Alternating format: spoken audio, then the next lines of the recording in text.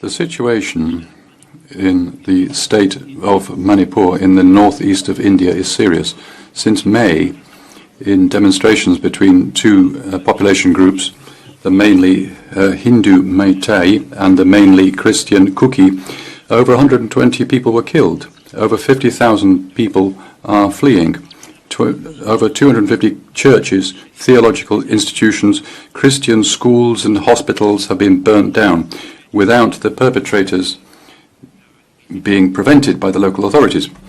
We call on the Indian government to do everything to restore order, to bring the perpetrators to justice and to stop excessive violence.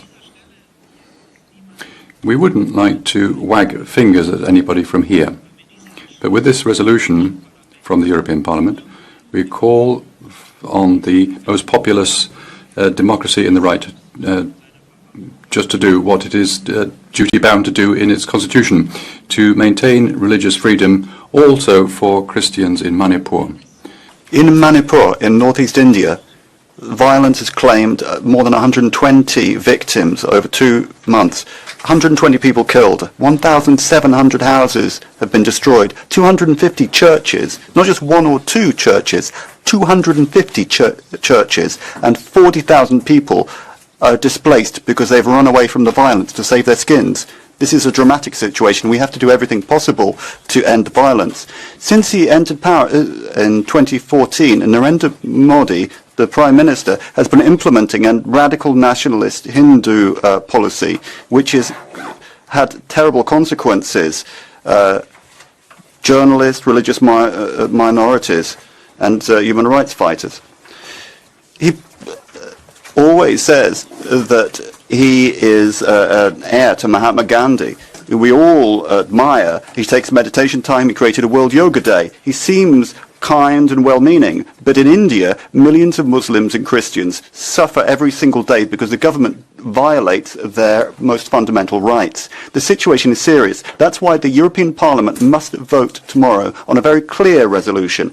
It has to be clear. When we discuss India, often we are talking about trade opportunities. Unfortunately, today we're here to talk about human rights, about the situation in Manipur, where we have seen ethnic clashes taking on an increasing religious dimension. The events of the last 10 weeks are tragic. 120 lives lost, 50,000 people displaced, 250 churches destroyed. Unfortunately, this is not an isolated incident across India. Those who are not Hindu, in particular Christians, are facing growing intolerance, violence, humiliation, discrimination. We're seeing this in anti-conversion laws in different federal states. Our joint resolution is crystal clear. We are calling on India to do everything within its power to end ethnic and religious violence, to punish perpetrators, and end Hindu extremism. Without ironclad guarantees in this area, then we cannot talk about a new trade agreement with India. The situation in Manipur is deeply concerning.